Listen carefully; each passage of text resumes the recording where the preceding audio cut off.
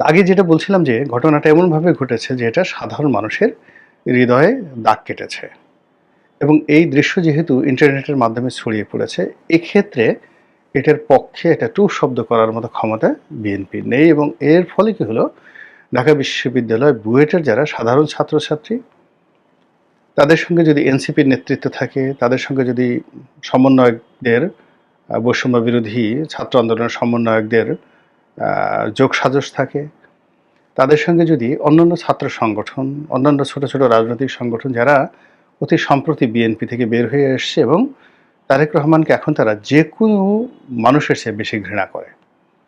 কারণ বন্ধু যখন শত্রু হয়ে যায় তখন এর চাইতে আর শত্রুতা থাকে না। তো এরকম কিছু মানুষ অতি সম্প্রতি তারেক রহমানের শত্রু হয়ে গেছে তারা, এবং যারা রাজনৈতিকভাবে বিএনপির অহিনকুল সম্পর্কের প্রতিপক্ষ। তো তারা সবাই এখানে বাতাস দিয়েছে। এখন সবাই বাতাস দিয়েছে, এটা কি ফ্যানের বাতাস, হাত পাখার বাতাস, নাকি এটি দাড়িপাল্লার বাতাস, সেটা আমরা এখন বলতে পারবো না। কিন্তু বাস্তবতা হলো যে আমি আজকের এই ভিডিওটি করছি শনিবার, কিন্তু শুক্রবার দিন সন্ধ্যার পর পুরো ঢাকা শহর, সারা বাংলাদেশ উত্তাল ছিল এবং সেখানে বুয়েটের মতো, ঢাকা বিশ্ববিদ্যালয়ের মতো জায়গাতে মানুষের ক্ষোভ এমন একটা পর্যায়ে চলে গেছে বিএনপিকে নিয়ে এবং তারেক রহমান সাহেবকে নিয়ে, যে অশ্লীল, যে অশ্রাব্য স্লোগান সাধারণ ছাত্রছাত্রীরা দিয়েছে, এইরকম অশ্লীল এবং অশ্রাব্য ভাষা রাজনীতিতে আমাদের জীবনে কখনো হয়নি। এর দুটো কারণ থাকতে পারে, সেটা হলো বিএনপি সম্পর্কে, তারেক রহমান সম্পর্কে যারা স্লোগান দিয়েছে তাদের ক্রোধ, তাদের ক্ষোভ এত বেশি যে তারা সুযোগ যদি পায় তাহলে এই যে মিটফোর্ড যে হত্যাকাণ্ড, যেভাবে পাথর মেরে মেরে প্রতিপক্ষে হত্যা করা হয়েছে, বিএনপির যারা লোকজন, যাদের প্রতি এদের রাগ, তাদেরকে পেলে তারাও ঠিক এরকমভাবে এক একটা ডলা দিতে চায়। পাটার উপর রেখে পুতা দিয়ে যেভাবে একেবারে গুতিয়ে গুতিয়ে যেভাবে হলুদ ভাঙে, মরিচ বাটে, ঠিক ওইভাবে বিএনপিকে বাটনা দিতে চাচ্ছে কিছু লোক এবং তাদের সেই ক্ষোভ চলে আসছে মুখের ভাষায়। এবং এখন আমাদের দেশের যে ট্রেন্ড চালু হয়ে গেছে সেটা হলো গালাগাল দেওয়া। এটা জাতীয় ভাষা, জাতীয় অভ্যাসে পরিণত হয়েছে। আপনি যদি কাউকে ডাইরেক্ট গুলি করেন, একেবারে খাঁচাখাচ করে ব্রাশ ফায়ার করেন, ওটা এখন আমাদের দেশে যারা রাজনীতির কুশীলব তাদের কাছে যতটা না নির্মম মনে হবে, তার চেয়ে বেশি নির্মম এবং আনন্দের মনে হবে যদি তারা প্রাণ ভরে অকথ্য, অশ্লীল এবং অশ্রাব্য ভাষায় কাউকে গালি দিতে পারে। এবং এই যে গালি দেওয়া, এটা আমাদের ইন্টারনেটের মাধ্যমে বেশ কয়েকজন বিশ্ববিখ্যাত গালি সম্রাট আছেন, যাদের কাজই হলো মানুষকে গালি দেওয়া এবং গালি শেখানো এবং মানুষের গুপ্ত অঙ্গকে সামনে নিয়ে আসা। যে সকল ধরেন মানুষের যৌনাঙ্গ, সেই যৌনাঙ্গকে তারা এমনভাবে পপুলারাইজ করার চেষ্টা করছে, এটিকে তাদের যারা ভক্ত এবং অনুসারী, তারা যৌনাঙ্গকে নিজেদের ঠোঁটের সামনে, কপালের সামনে, চোখের সামনে রেখে তারা নৃত্য করতে প্রস্তুত। তাদের চেহারা বা তাদের সারা মুখমণ্ডলে তারা যৌনাঙ্গের ছবি এঁকে নিজেদেরকে সেই গালি সম্রাট হিসেবে তারা পরিচিত করতে যে মিশন নিয়েছে সেটা তারা সফল হয়ে গেছে। কিংবা ধরুন মানুষের মলদার, সেই দুর্গন্ধযুক্ত সে মানুষের যে বর্জ্য, সেই বর্জ্য সম্বলিত মলদারকে পোর্ট্রেট বানিয়ে গলার মালা করে কোমরের বিছা করে আমাদের কিছু মানুষ তাদের রুচিটা এমন পর্যায়ে নিয়ে আসছে, তারা ওভাবেই নিজেদেরকে পরিচয় করতে চায়। এর ফলে কি হলো, বাংলার আনাচে কানাচে এ সকল অশ্লীল, অশ্রাব্য গালি, যৌনাঙ্গ এবং মলদার সংক্রান্ত গালি, এগুলো খুবই জনপ্রিয় হয়ে পড়েছে এবং মানে সবাই এগুলো নিয়ে গালি দেওয়াটাকে একটা ক্রেডিট মনে করে। এবং আপনি ফেরেশতা হন, আপনি ওলি আল্লাহ হন, আপনি রাজনৈতিক নেতা হন, আপনি প্রধানমন্ত্রী হন, প্রধান উপদেষ্টা হন, ডাজ নট ম্যাটার। যারা গালি দিচ্ছেন তারা আপনাকে এই দুটো জায়গাতে অর্থাৎ যৌনাঙ্গ এবং মলদ্বার এই দুটো জায়গার মধ্যে একবার ভরবেন, আবার বের করবেন, একবার ঘষাঘষি করবেন এবং দুর্গন্ধে চারিদিকে সেই সেই দৃশ্য যখন মানুষের কাছে চলে আসবে এবং মানুষ যখন নাক ছিটকাবে তখন তাদের মধ্যে যে পাশবিকতা সেটা আনন্দ লাভ করবে এবং ঠিক সেই অভ্যাসটি আমরা দেখলাম এইবার এই ঘটনায়।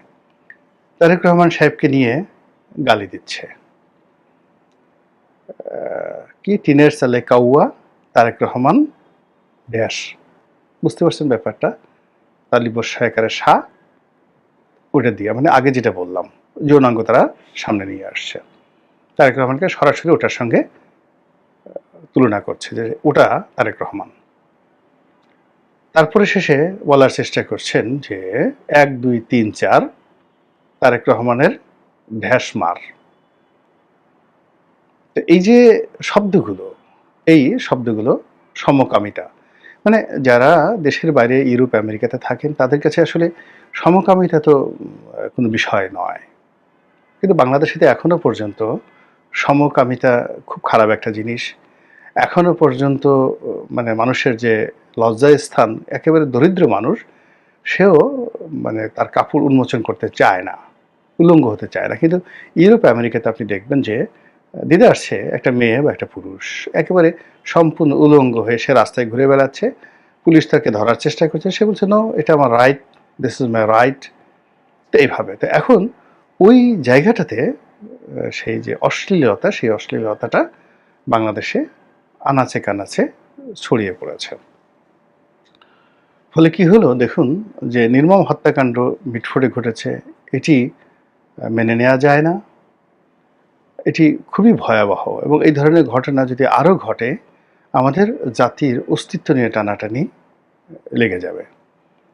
আবার যে রক্কাটা সংস্কৃতি চালু হয়েছে, রাজনৈতিক কর্তৃপক্ষের রক কেটে দিতে হবে, তাকে মেরে ফেলতে হবে রক কেটে, এটা দেখেন তো কেমন লাগে।